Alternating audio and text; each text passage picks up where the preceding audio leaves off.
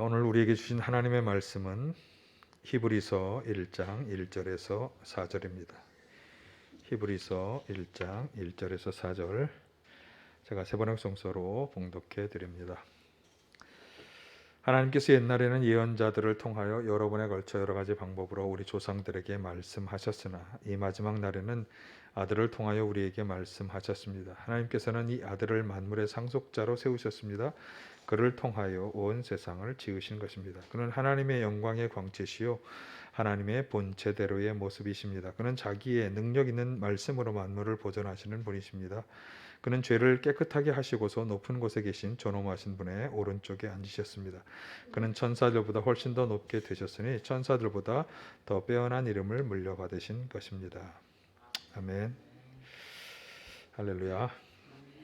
오늘이 성탄절 전 대강절 이제 셋째 주일이 되겠는데요.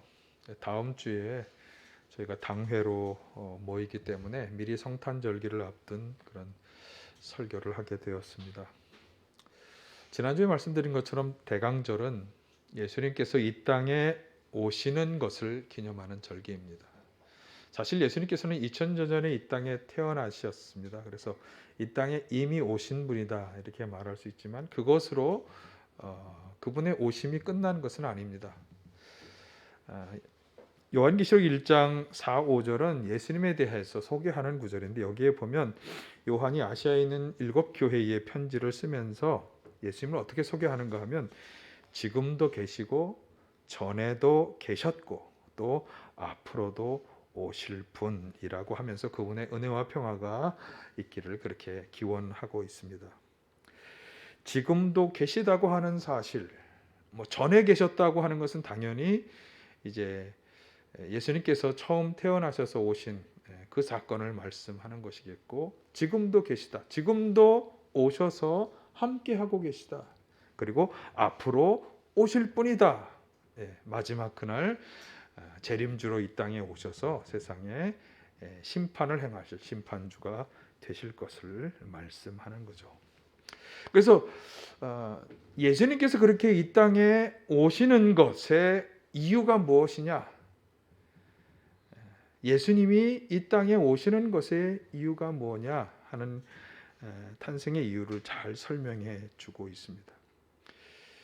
오늘 좀 시간을 잘 맞춰 오신 분들이 그가 오신 이유라고 하는 찬양을 오늘 제가 설교 말씀과 함께 그 찬양도 저희 그 나눔교회 채널에 제가 이렇게 클릭해서 들어갈 수 있도록 해놓겠습니다만, 전 그 찬양이 사실 오늘 제가 설교 말씀을 안 드려도 될 정도로 오늘 설교를 다 말씀을 하는 그런 설교여서 굉장히 저 개인적으로 아까 은혜를 받았습니다.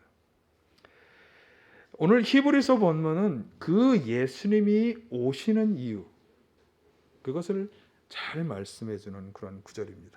자, 한번 1, 2절을 다시 한번 보겠습니다. 하나님께서 옛날에는 예언자들을 통하여 여러 번에 걸쳐 여러 가지 방법으로 우리 조상들에게 말씀하셨으나 이 마지막 날에는 아들을 통하여 우리에게 말씀하셨습니다. 자, 여기까지만. 그러니까 그동안 여러 예언자를 통하여 말씀하셨지만 마지막 때를 당해서는 이제 당신의 아들 예수님을 통해서 말씀하셨다. 그러니까 예수님께서는 하나님의 말씀을 전하는 자, 대언하는 자로 오셨다라고 하는 것을 분명히 말씀해 주고 있습니다. 그럼 이런 생각이 들죠. 왜 하나님께서는 예언자들을 통해 말씀하셔야만 했을까? 그러니까 하나님이 예언자를 통해 하신 말씀은 뭐고 아들을 통해 하신 말씀은 무엇이며 왜 그분은 그렇게 인간에게 말씀하고자 하시는가? 이것이 오늘 우리가 함께 살펴볼 아주 중요한 그런 점이 되겠습니다. 그래서 1절에서 우리가 주목할 수 있는 것은 하나님은 뭔가 우리에게 말씀하려 하시는데 그것을 먼저는 예언자들을 통해서 하셨다. 근데 그 예언자들을 통해 하신 것으로 충분히 잘 되었으면 좋았을 텐데 마지막 날에 아들을 통해서 또 말씀하셨다는 것으로 보면 그 예언자들을 통해 하신 말씀으로 충분하지 않았다거나 혹은 그 말씀이 효력을 발휘하지 못하였다. 그것을 잘 말씀해 주는 게 열왕기하 17장 13에서 17절입니다. 굉장히 중요한 구절이고요. 지금 이 히브리서의 말씀을 잘 보충해 주는 적절한 구절이 되겠는데 한번 같이 보실까요? 주님께서는 이스라엘과 유다의 여러 예언자들과 선견자를 보내어서 충고하셨다.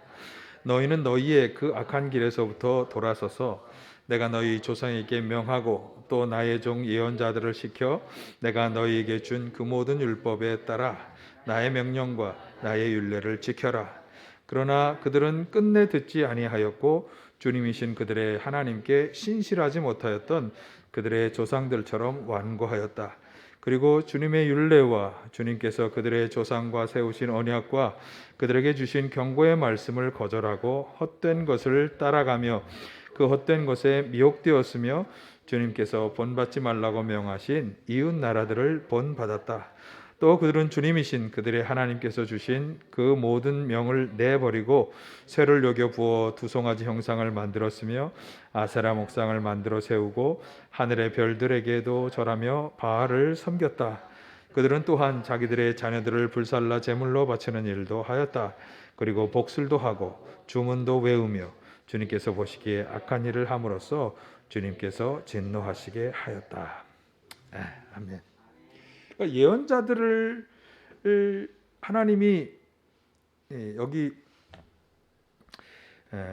이스라엘과 유다, 그랬으니까 이스라엘이라고 하는 그 나라에게 예언자들을 통해서 계속 하나님의 계명과 명령을 잘 지켜야 한다고 그렇게 계속 말씀하셨지만 끝내 그들은 그 말씀을 거절하고 오히려 헛된 것, 그들을 미혹하는 것을 따라가고 그래서 우상을 섬기며 악한 이방의 풍습을 따랐기 때문에 하나님의 진노가 그들에게 임하였다. 그리고 요 구절 뒤에 보면 그래서 결국은 그들의 나라를 침략자들에게 넘겨주셨다. 이렇게 설명하고 있습니다. 그러니까 예언자들을 통해서 계속 말씀하셨지만 그것도 이스라엘이라고 하는 민족을 향해서 계속 말씀하셨지만 그 말씀이 그렇게 실효를 거두지 못했다라고 하는 거죠. 그래서 이제 예언자들을 대신해서 마지막 날에 아들을 보내셔서 또 말씀하신 그런 이유가 될 것입니다. 자, 그럼 여기서 우리가 한 가지 좀 이 구절들을 통해 생각해 볼 것은 그러면 하나님은 왜 그렇게 이스라엘이라고 하는 그 나라의 예언자를 통해서 말씀하셨을까? 특별히 하나님의 계명과 말씀을 지키라고 말씀하셨을까? 자, 이것을 먼저 좀 생각해 보아야 되겠습니다. 그것이 이제 하나님이 계속해서 말씀하시는 그런 중요한 이유이기 때문이죠. 사실 하나님께서는 이스라엘이라고 하는 나라를 통해서 아주 중요한 한 가지를 하려 하신 거예요. 그것이 뭐냐 하면 세계 만국의 모범이 되어서 세상 모든 민족의 복의 근원으로 그들이 되기를 그렇게 원하시는 거예요. 창세기 12장 2, 3절의 말씀이 그것을 잘 말씀해 주죠. 제가 인용을 하지 않겠습니다만 그런데 그 일이 잘 되지 못한 거예요.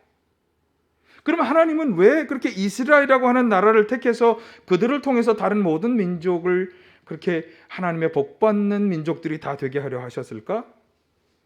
그것이 하나님이 이 세상을 창조하신 이유예요. 하나님은 이 땅에 하나님 나라를 세우려 하신 거고 그 하나님 나라를 세우기 위해서 모범이 되는 국가로 이스라엘이라고 하는 민족을 택하여 세워주신 거죠.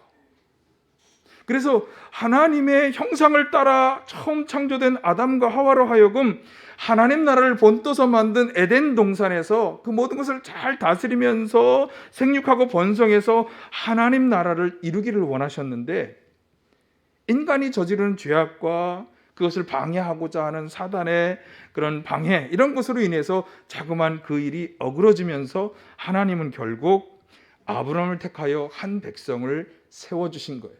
그들에게 최초의 하나님의 말씀으로 율법을 넣어주신 거죠. 그래서 그 민족으로 하여금 율법을 따라 살면서 모범이 되어서 온 세계가 다 그렇게 하나님의 계명과 말씀에 순종하면서 평화롭고 행복한 하나님의 나라를 이루어 가도록 그렇게 하신 거죠. 그런데 그렇게 되지 못한 거예요.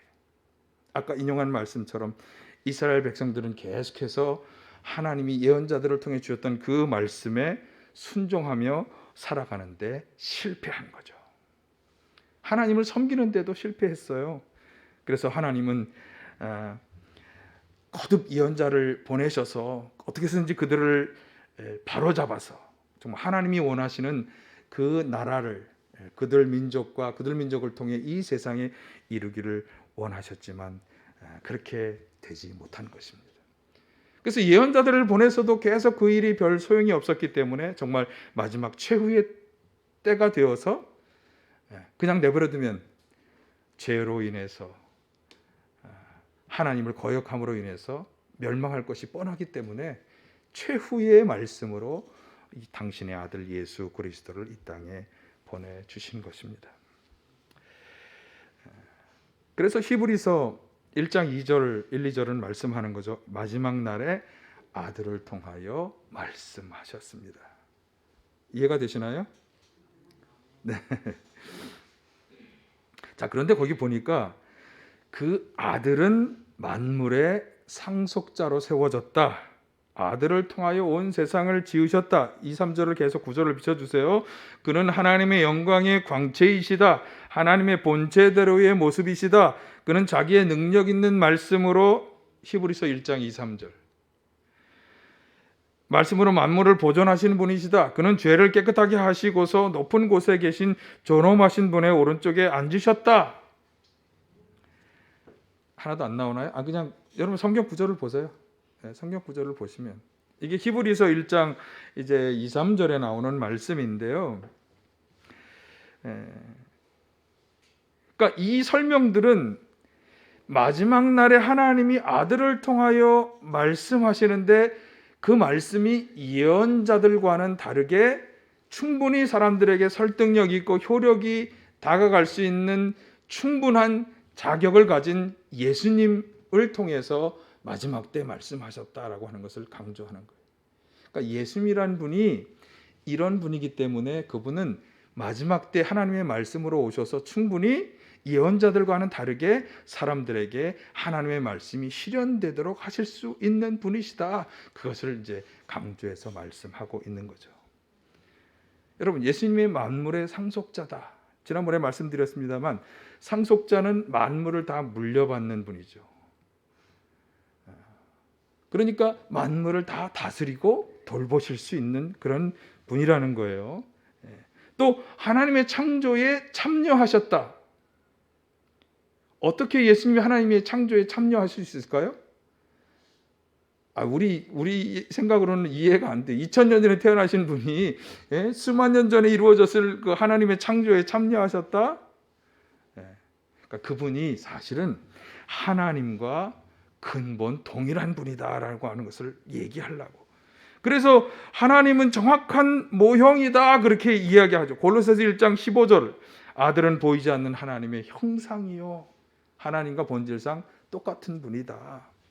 그리고 또 말씀으로 세상을 보존하신다. 사실 하나님이 세상을 창조하실 때 말씀으로 창조하셨잖아요. 그래서 이 죄악으로 인해서 무너져가는 세상을 그 말씀과 가르침으로 다시금 창조의 모습으로 회복하고 보존시킬 수 있는 그런 분이시다. 누가? 예수, 하나님의 아들, 말씀으로 보내신 그분이 그렇게 하신다라고 하는 거죠.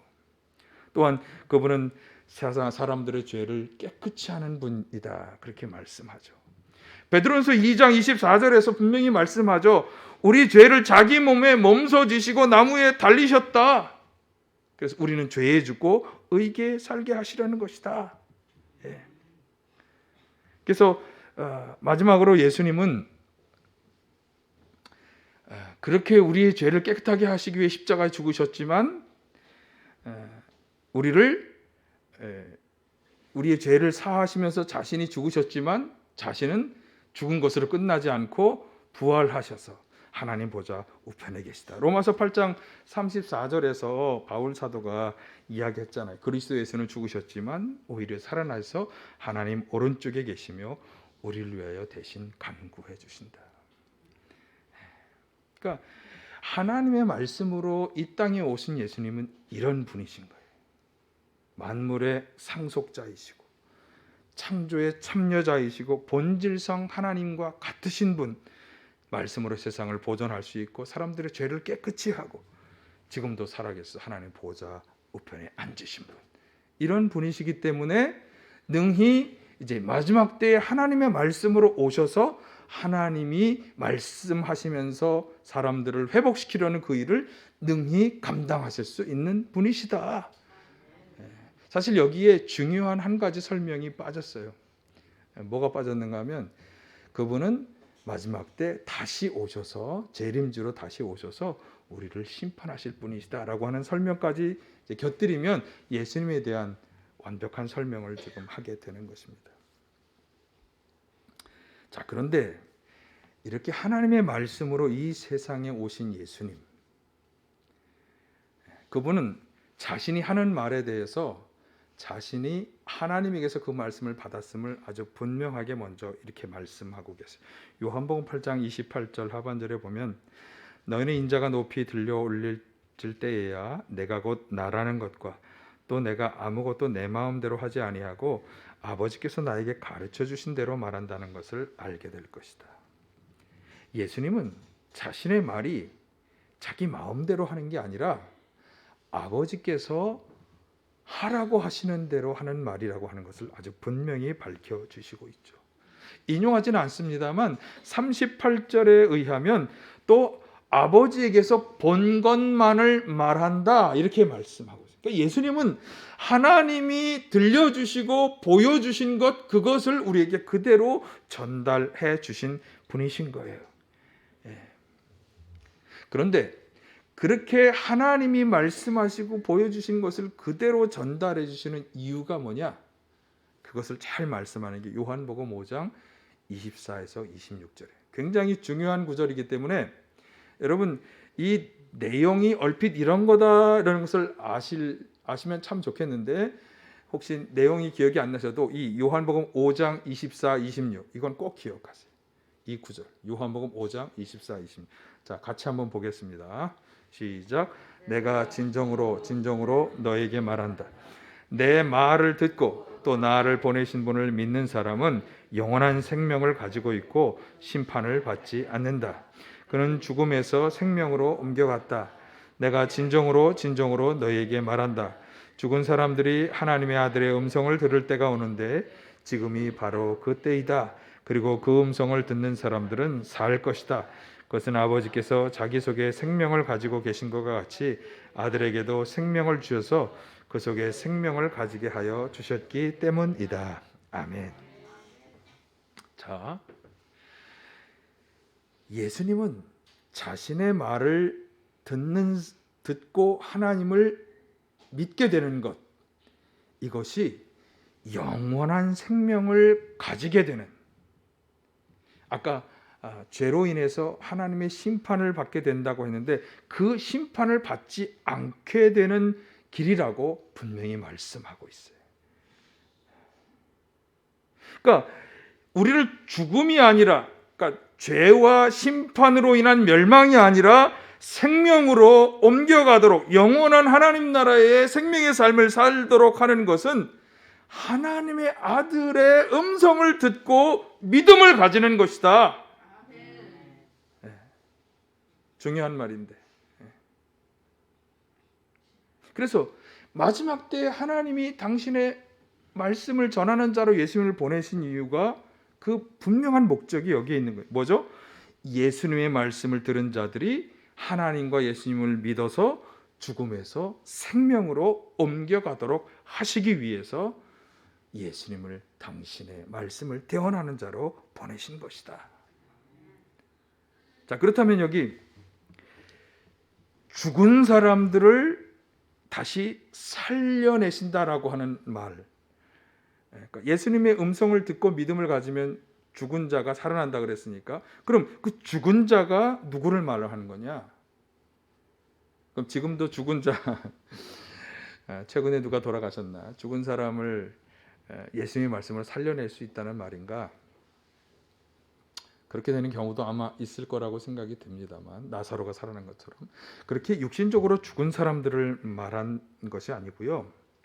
그러니까 뒤에 나오는 말씀의 맥락에 의하면 참된 생명을 가지지 못한 사람들, 예수님처럼 하나님으로부터 생명을 부여받아서 또 그 예수님이 나누어 주시는 생명을 가지지 못한 사람들, 그래서 영원한 하나님 나라의 영원한 생명의 삶에 참여할 수 없는 사람들을 가리키는 말씀. 누가 그렇게 되는 사람들이냐?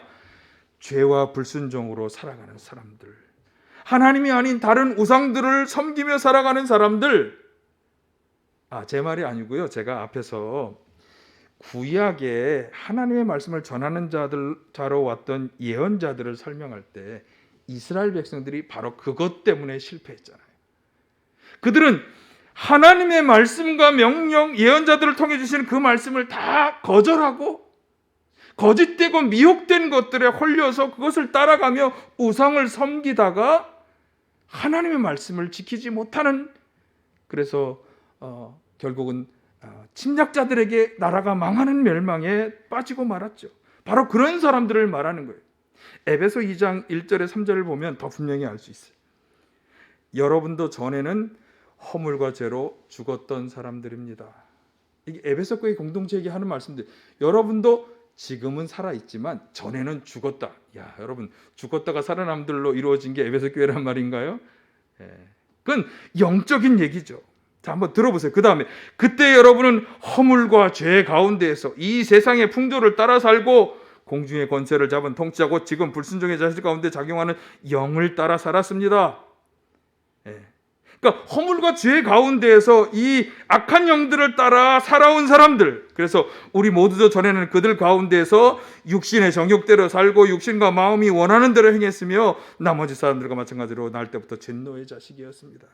그래서 육신의 정욕대로 마음이 원하는 대로 육신이 원하는 대로 살다가 진노의 자식이 되어 있는 사람들, 그들을 가리키는 거예요. 그들이 죽은 사람들이다. 그러나 그렇게 죽은 사람들, 그렇게 심판과 멸망이 예정되어 있던 사람들을 살려내려 하신다. 어떻게? 하나님의 진노의 대상이 되도록 이끌었던 그런 존재, 악한 영, 그들의 손아귀에서 빠져나오도록. 그래서 어둠과 죽음의 나라가 아니라 그들을 생명의 나라로 예수 그리스도를 통해서 하나님 나라의 백성으로 그들을 인도해내는 것, 그것을 살아나는 것이라고 그렇게 설명하고 있는 것입니다. 처음에는 구약의 예언자들이 바로 이 일을 행하였던 것이고요. 그리고 이제는 예수님께서 직접 그 역할을 하도록 하나님으로부터 보내심을 받았다. 그렇게 예수님이 직접 자기 자신을 설명하고 있는 것입니다. 자, 이렇게 정리하면 되겠어요. 이거 중요한 말씀이니까 꼭 보세요. 자, 정리. 예수님께서는, 다 같이 보실까요? 시작. 예수님께서는 영적으로 죽음과 어둠 가운데 살아가는 사람들로 하여금 그 죽음과 어둠을 깨닫고 빠져나오도록 빛을 비추어 주시고 도움을 주시기 위해 하나님의 말씀으로 이 땅에 오셨다. 아멘.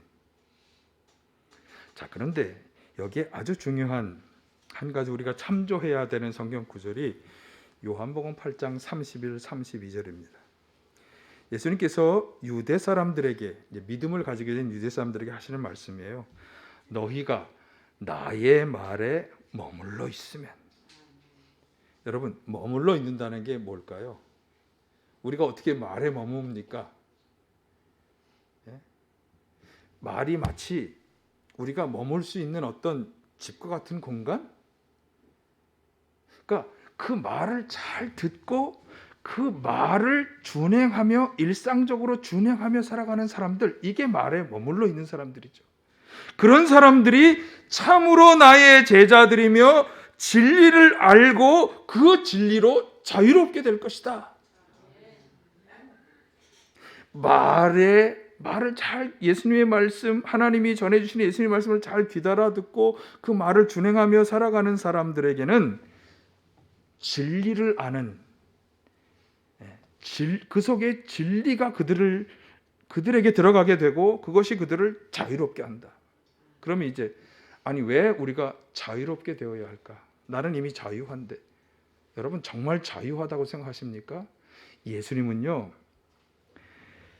죄를 짓는 사람은 마태복음 8장 34절에 보면 다 죄의 종이다라고 말씀하고 있어요. 사실 나는 자유한 것 같지만 나는 죄의 종으로 살아갈 수 있다고 하는 거예요.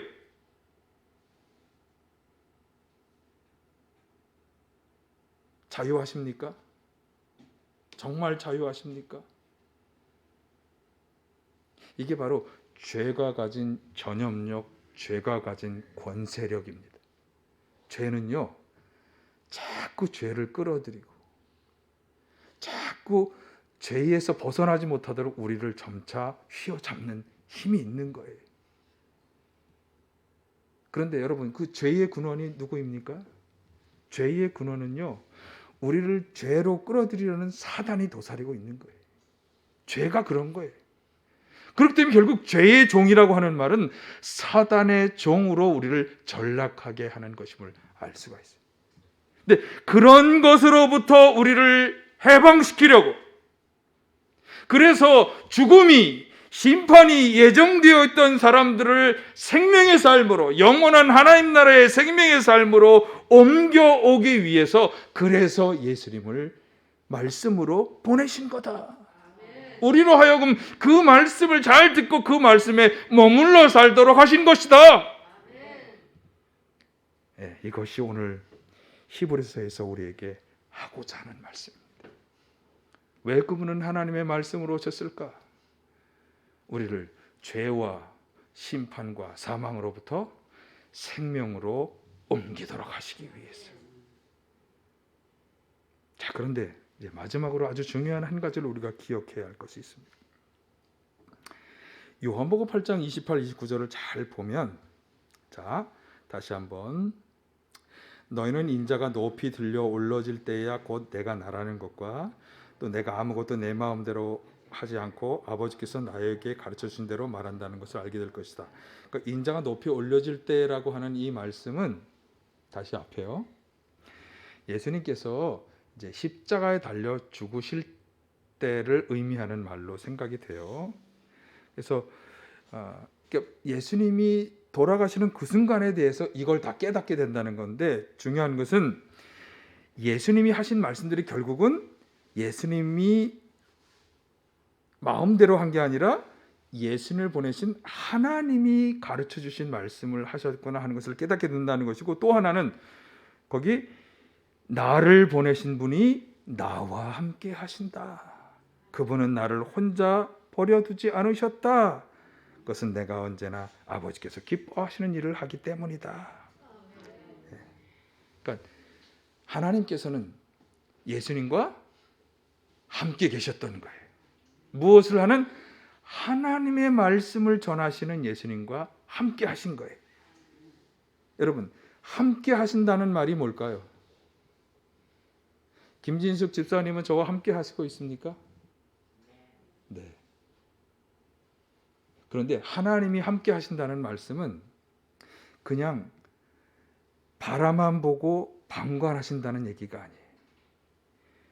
적극적으로 방해하는 죄와 사단을 이기도록 도우시고 힘을 주신다고 하는 말씀이에요.